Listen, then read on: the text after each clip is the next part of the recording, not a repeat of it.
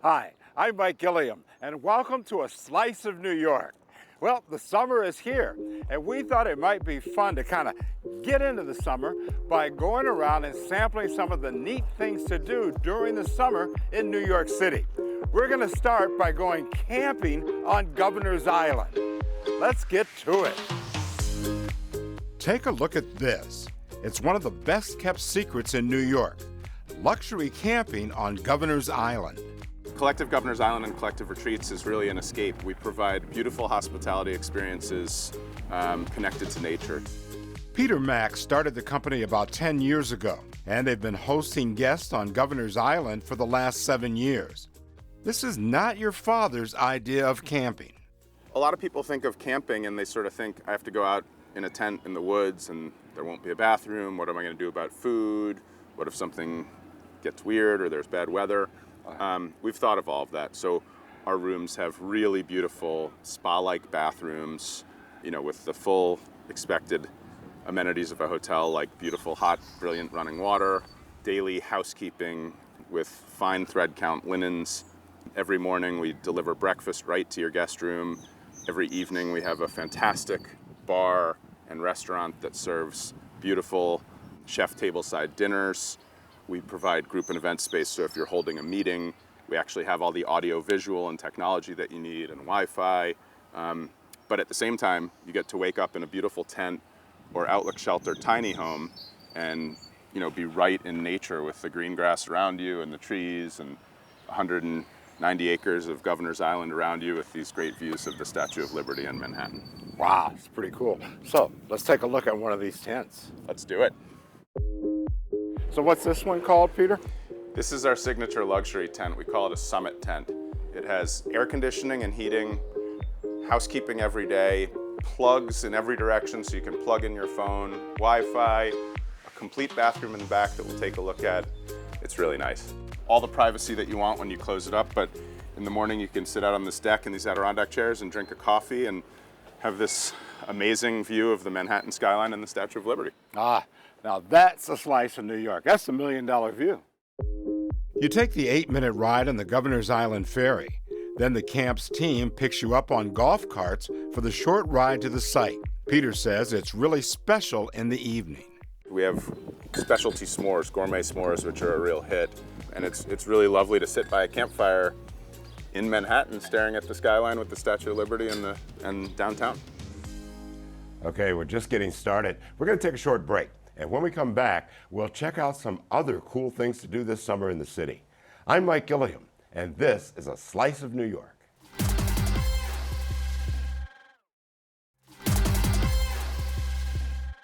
Welcome back. This is A Slice of New York. We have 3 guests with some hot ideas for summer fun in the city. Jessica Wilson is the executive director of the NYC Bird Alliance. We also have the regional coordinator for Latino Outdoors, Melodie Mendez. And a friend of the show is back with us, Rossilynne Culgan, the Things to Do editor from Time Out magazine. Welcome to all 3 of you. Thank you. Thank you. Okay, so it was a long, cool spring. I thought summer would never get here, but now it's heating up. Okay, Rossilynne, what are some of the cool things to do around the city this summer that maybe we haven't thought about that you kind of like? Yeah, so the dog days of summer are here already, and I think one of the greatest ways to stay cool is by going to a pool. There are lots of course, outdoor pools in New York City, but I would like to recommend a rooftop pool, which is a more elevated experience, if you will. So one of my favorites is called Somewhere Nowhere. It's in Midtown. It is 39 floors up, so you're going to get an incredible view. Just a really fun place to sort of splash around. It's a small pool. It's more for relaxing and kind of sticking your feet in. But if you're looking for a bigger pool, I would recommend going over to Brooklyn and going to the William Vale Hotel, where they have a great pool where you also get a skyline view, albeit you're further away from the skyline, so it's a different view, but a really nice spot to hang out. You can get some lunch, get some drinks, and relax and cool down. Cool. Now, a lot of people wouldn't think of going to the hotel. You think that, hey, I'll never have access to that. Exactly. So I assume you have to pay. You do. You have to make a reservation in advance, and they're popular, so you want to do that, but in advance. But if you're looking for a free option, we have a lot of great beaches around New York City. I think it's so magical that you can hop on the subway and get from the heart of downtown to a beach within an hour or so. So Coney Island is one of my favorites. It's a classic, of course, but I also love the Rockaways for a more kind of serene experience. Bring your beach bag. I love when you're on the subway, you see everyone with their beach bags and they've got their kids in tow and a lot of toys, going out for a free day of fun. Okay, I was going to ask you about this though. Suppose you see all those folks on the train with the kids and you say, I don't think I want to do that today. I want to get a secluded beach. Does that exist in New York? It does. I mean, I think there are parts of the Rockaways that are a bit more secluded. I would say definitely if you want a secluded beach, Coney Island's not for you. Yeah, that one's maybe not for you. But I like the kind of hustle and bustle of Coney Island personally. I think it's a fun spot to go. Let's talk a little bit about movie nights in the city. There are a couple of different options there. You of course have Bryant Park. Yeah, absolutely. That's a big one, and that's so popular. People kind of rush into Bryant Park with their picnic baskets in tow and their blankets ready to enjoy the movie. So that one's definitely one not to miss. That's kind of an iconic one. Another one I love is called Films on the Green Festival. This is actually a French film festival, but even if you don't speak French, I don't, and I still really enjoy it. They put subtitles on all the movies, and this year, because of the Paris Olympics, they're focusing on films related to sports. So French films related to sports. Definitely a bit quirky, but very cool. That one is free also. And one more that I'll mention is called Rooftop Cinema Club. That caught my eye. That looks pretty cool, right? I love it. So this is on a rooftop in Midtown. Don't worry about the noise. They give you big over-ear headphones so you can hear, you can adjust the volume as much as you need to. And these are, again, on a rooftop. So you're seeing this really cool movie while you're also getting to be among the skyline. They have some classics this year. Clueless is one of the ones on the list, a lot of classic films. You can get some drinks while you're there. They also have some brunch movies this year. So it's not just at night, although night is great for looking for a cooler activity. But on those weekends where it's not too hot, the brunch one is really fun. They're doing a serial cinema club, so great for kids too. Okay. I'm a guy that likes to see a little music over the summer. Do you have anything for me? Oh my goodness, there's so much live music. I mean, live music pops up, of course, in our parks. Summer Stage is got an incredible lineup this year. Most of those ones are free too. There are some benefit concerts you have to pay for, but most of them are free. Okay, and what about theater? I should touch on that as Oh, well. absolutely. Well, as you all may know, the Delacorte Theater is unfortunately closed for renovations this year, but that doesn't mean that Shakespeare in the Park there's no Shakespeare this summer. There are some smaller kind of Shakespeare troupes popping up across the city, so you can look for those. We have a whole list on our website of different Shakespeare in the Park activities that are happening, just not in the Delacorte as we've all grown accustomed to. But when it reopens, it's going to be amazing. Okay. Melodie, what is Latino Outdoors? Yes, happy to share a little bit. We are a community-led organization that focuses on bridging the outdoor equity gap. And we like to do that by providing free programming to New York City residents to go outside. And also Latino Outdoors, we're a national organization, so it's not just in New York City, but across the coast. And so, we have amazing opportunities to enjoy maybe rooftop cinema moments, or go for a hike, or maybe go for a picnic in community, and really just develop relationships and reclaim that outdoor narrative to one that is more inclusive and more welcoming of the Latino community within our city. Do people who want to take part, though, have to pay for that, or how is it set up? That's a great question. We are absolutely free. All of our programming is free for opportunities that maybe they're in the Catskills, or we're going to have an intro to kayaking and canoeing later this summer. That's going to be in the Adirondacks. For those locations that are a little bit farther, we also provide free transportation to really bridge that barrier as well. Wow, how do you do it? We're lucky enough to, again, be community-led and inspired. So we have a lot of really great partnerships and volunteer leaders within our organization. But also, we are grant-based and we have really great funding opportunities that allow us to, provide those accessible opportunities for our community members. Okay. Describe for me one of the activities that you particularly like. Oh, my favorite, this year it's all about 100 years, the centennial anniversary of our New York State parks and historic sites. So that's been a really exciting partnership for us. We have been walking, hiking, and exploring different New York State parks in and around the city. And that has been amazing to kind of just learn the geographic and geological history of our parks, but also the cultural significance of many of these parks and their namesakes as well. Okay, great. Jessica, we're going birding, huh? We are. Okay. The Bird Alliance, NYC Bird Alliance? That's right, NYC Bird Alliance. We were until recently called New York City Audubon Society. We've just renamed ourselves NYC Bird Alliance to demonstrate that birding is for everyone. Oh, so more diversity. That's right. We are a conservation nonprofit that works to protect wild birds and habitat across the city and to get all New Yorkers involved in enjoying birds and taking action to protect urban wildlife. Now, a lot of people would say, New York City. You don't go birding in New York City, but you can, and you can see a lot here, right? You sure can. It surprises a lot of people that New York City is a birding hotspot. About 400 species of birds fly through New York City every year, including many over the summer that stop in the city, in our beaches and parks for nesting and breeding. Now, I have to give full disclosure here. My wife is a birder, so I've kind of done a little bit of it. In fact, I got pictures of an osprey the other day. But we see things like great blue heron. That's right. Nightcap heron, that kind of stuff, Yeah. right? That's right. New York City's waterways are a terrific spot to see water birds and wading birds like great blue herons, other herons, egrets. In fact, the beaches of the Rockaways, Jamaica Bay, all the way up to the Bronx River and the islands of New York Harbor are a terrific spot in the summer to spot those birds, which call New York City their summer home. This is where they nest and where they spend the summer and where they raise their young. Now, a lot of people, they might say, go birding. Come on, Mike. Who goes birding? Is that like nerdy people that go birding? I don't think it really is, right? It's not. Birding is for everyone. Birds are one of the most accessible forms of wildlife. You can just look out your window and enjoy birds, and you don't need much. All you need is, some sharp eyes or some good ears, your feet, and a Metro card. Yeah. So this is one of the tools of the trade. These are binoculars, which help you spot birds from a distance, but you don't need them. You can just enjoy birds with your naked eye. And in fact, in the summer, when they're not moving that fast and they're, on the beach raising their young, you can spot them pretty easily.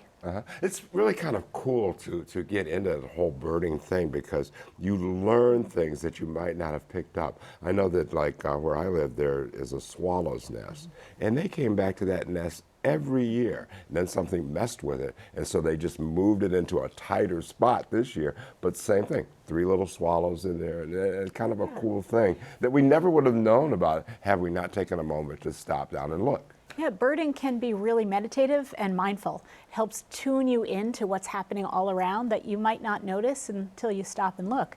And the birds that make New York City their summer home are so fascinating if you stop and watch where they nest, how they collect food, how they interact with other birds. Really incredible. Now, Central Park is a hot spot, right? It is. Central Park is an incredible urban oasis for birds all year round. It's especially great in the spring and fall when small migratory songbirds, little birds about this big, bright and colorful, are flying through.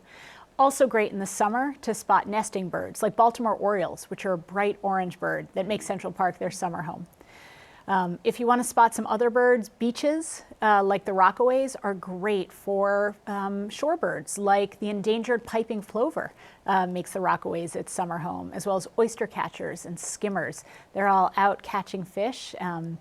We ask that beachgoers respect them, enjoy them from a distance, keep their dogs away from the beaches in the summer months to really share the shore with those birds. Has birding grown over the years? There seem to me to be more people talking about birding. Yeah, birding is one of the most popular pastimes in the U.S., and it has grown in popularity, especially during the pandemic, when some of the only things to do in those early months were get outside and enjoy nature.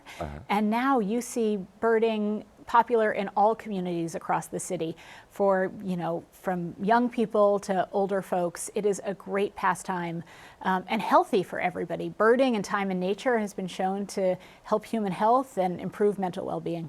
You talked about the fact that you'd opened it up for more diversity and more people to get involved. Tell me about how you've done that. And also, how a person would begin to get involved in birding. At New York City Bird Alliance, we believe that birding is for everyone, and it has to be for everyone, because we aren't going to be able to protect biodiversity unless everyone appreciates it. Over the last few years, we've created hundreds of programs that engage New York City's diverse communities. Most of our hundreds of bird outings across the city are free. A lot of them are in multiple languages, including Spanish and Mandarin. And in fact, New York City Bird Alliance just published last year the city's first Spanish-English field guide to birds, which I brought here. Ah, all right. We use this in partnership with partners like Latino Outdoors to engage the city's Spanish-speaking populations with birds and nature. Very cool. Okay, great ideas. I want to thank our guests, Jessica Wilson from the NYC Bird Alliance, Melodie Mendez from Latino Outdoors, and Rossilynne Culgan from Time Out New York magazine. Thank you all for dropping in. We appreciate it. We're going to take a short break, and when we come back, we'll get out on the water and do a little fishing on Long Island Sound. We'll also have a preview of Harlem Week, and we'll see some of the huge number of events planned by the New York City Parks Department that'll really put a bit of pizzazz into your summer fun. Stay with us. This is A Slice of New York.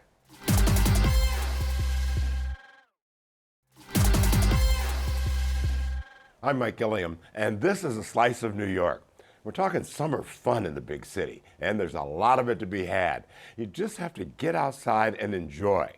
We have 3 more guests to kind of give you some ideas. Patricia Madsen is the only woman serving as a deckhand on a fishing boat on Long Island Sound. She's on the Riptide 3 out of City Island. You know, it wouldn't be summer without Harlem Week. Marko, the second vice chair of the Harlem Week celebration, is here to tell us all about this year's festivities. And the city has a ton of activities taking place across the 5 boroughs. There are probably too many to mention, but we're going to give it a try. And Farrell is the Parks Department Bronx Chief of Recreation. Now, Marko, let's start with you. What are the dates for Harlem Week, and what do we got in store? Well, the official dates for Harlem Week are August 7th through the 18th, so it's Wednesday, August 7th through Sunday, August 18th. We do have a pre-event that we're calling it on July 25th, which is a National Urban Health Conference, where we're talking about healthy aging in our communities, and also the mental and emotional health of our young people and our youth, children, particularly after COVID. So that kicks us off, and then we go into a wide variety of events that range from outdoor concerts to indoor and outdoor film festivals to senior citizens days to our signature outdoor events, Great Day in Harlem, which is August 11th, Summer in the City at 135th Street on August 17th, and Harlem Day, which is the day that started this all 50 years ago on August 18th, also at 135th Street. I was going to ask, how did Harlem Week start? It started as a one-day event in 1974. A number of concerned community persons were encouraged by the late, great Percy Sutton, who at that time was Manhattan Borough President, to do something to celebrate the Harlem communities. Let's talk about some of the entertainment that you're going to have. What do you have on the stages? It ranges from Latin music to R&B, hip hop, soul, reggae. We have one of the major gospel artists who always is with us every year, Bishop Hezekiah Walker, who will be with us. We'll be working with one of our radio partners to do a tribute to the late DJ Mr. C, who passed away a couple of months ago. So we have lots of great things in store. I can't give away too much yet, but we certainly encourage everybody to look out for our website, harlemweek.com, where you'll be getting all the information about, all the performers, all the entertainers, all the great things that are coming up throughout the Harlem Week timeframe. It's been very successful over the years, but I've always wondered, how many people, do you have a ballpark for how many people actually come out to Harlem Week? Throughout the events, we've reached over 2 million people that come out during the events of Harlem Week. Now in this digital age, and as we're doing it as a hybrid festival where we have live events and virtual events, there are people who are able to watch all over the world. So we're at the point now where there are 1 billion impressions of Harlem Week based on being able to watch online, social media, what we show on Facebook. So really been able to take Harlem and Harlem Week to the world. Sounds good. Patricia. Yes. Fishing on the Riptide. Yes. Can you catch fish on Long Island Sound? Yes, we can. We're fishing for porgies right now. Sea bass is opening up June 23rd, and we'll be targeting porgies and sea bass. After that, once the weather starts getting cold, which will hopefully won't be anytime soon. Exactly. We'll be going for blackfish. Are women welcome? Absolutely. Yeah. Absolutely. Women, children, we're a family-owned business. We've been family-owned for the last 35 years. The Riptide 3. Before that, we had the Riptide 2 and the Riptide. So we've been in business since probably 1942, I think. Wow. It's been a very, very long time. Okay. So I have to ask you a couple of questions here that Sure. people on my team have me asking you. First off, do you have to touch the bait? You don't have to. The meats will do it for you. But we kind of teach you. Will you encourage it, huh? Yes, we encourage you.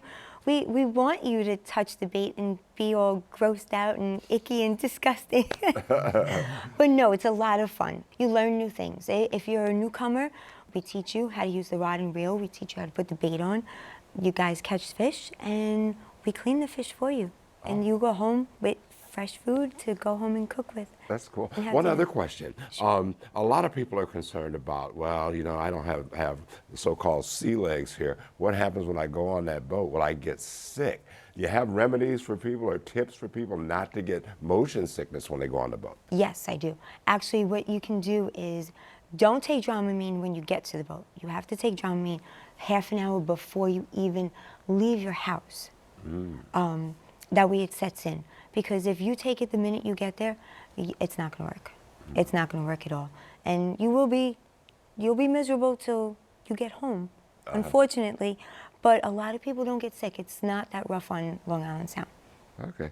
Farrell, what's the Parks Department got going on? Oh, we have a little bit of everything going on this year. So one of our signature programs that's been going on for at least the last 30 years is our Kids in Motion program. It's a program where we have a recreation professional in a variety of playgrounds, and they offer activities to youth of all ages, Tuesday through Saturday from 10 o'clock in the morning till 6 o'clock in the evening. We have a Movies Under the Stars program, which is a film screening program. It takes place in parks all throughout the city. It's one of our more pleasant activities. So you don't have to go into Manhattan to see a film? No. Just almost, I say the majority of the parks in your local area will provide some sort of film screening. They're usually family-friendly films. Almost all of our films are. Once in a blue moon, we'll have something a little bit more interesting in content. But it allows us an opportunity to enjoy the park and have a nice, fun-filled evening with your family and just enjoy the outdoor weather. We have our urban park rangers, who are a group of individuals who love nature, who are really, really interested in teaching the rest of the community, the rest of the city, about the ecosystem in the city. They do hiking, they do camping, they do canoeing, they do archery. They do a little bit of everything, even astronomy. There's a few really, really nice spots in the city where you can go where the light pollution isn't as bad and really experience the stars at night. It's a great variety of activities that we provide. We talked about glamping at the top of the show on Governor's Island. Do you have some camping things too, though, through the Parks Department? Yes, through the Urban Park Rangers. If you're interested in that, we have our website where you can go and get a bunch of information about all the programs that we offer. You can go to nyc.gov/parks, and you can filter all of the events and programs based on your interests, and a wealth of information will pop up. I think that one concern that people have, especially in these times, are that the cost of things. You know, inflation is sky high, and people are concerned about that. Can a family enjoy things through the park system without paying a lot of money this summer? A family can enjoy almost everything through the park system without paying any money. So all of our outdoor programs are free. The Movies Under the Stars program is free. Kids in Motion programs are free. Even our recreation centers, we have 36 throughout the city. Anyone 24 years and younger has a free membership. Anyone from the age of 25 to 61 can enjoy all of our recreation centers for as little as $150 for the year. We have discounts for senior members and people with disabilities and veterans. Those are only $25 a year. So we try to keep everything at a really, really low cost or free when possible. Okay. Do you have any music going on? We had a number of MOME concerts that we offer. So the Mayor's Office of Music and Entertainment works with the Parks Department to facilitate concerts. We just had one in the Bronx this month. We have Frankie Negron at Al Quinones Park. There's a few more, two more as a matter of fact, coming up in Queens. And like I said before, all of that information is available on our website. Yeah. So do you have specific websites for each area of the city, or is there one major website where you can find and click on the Bronx, the Queens, or whatever? So if you go to our main website, all of the information is there. It allows you to search for everything from outdoor pools to beaches to recreation centers to family programs, urban park ranges, as I mentioned, just everything that you might be interested or don't even know about and you just want to explore and see what the Parks Department offers. The information is there. Okay. That will have to be the last word. I want to thank our guests, Patricia Madsen from the Riptide 3 out of City Island, Marko Nobles, who is with Harlem Week, and Farrell Coates, the Parks Department's Bronx Chief of Recreation. Thank you all. Well, you've all come with a lot of information, so now we all just need to get out there and enjoy all that the city has to offer this summer. I'm Mike Gilliam. Thanks for joining us, and we'll see you next time on A Slice of New York.